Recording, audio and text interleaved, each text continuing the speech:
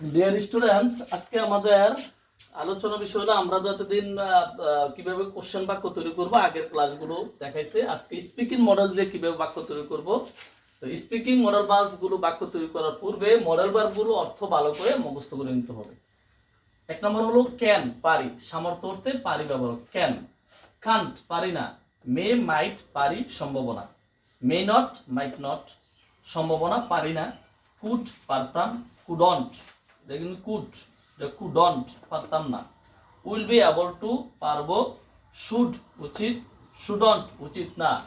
Should have, উচিত ছিল। Shouldn't have, উচিত ছিল না। Have to, has to, must, করতেই হবে। উড লাইক টু, আমাদের চাই।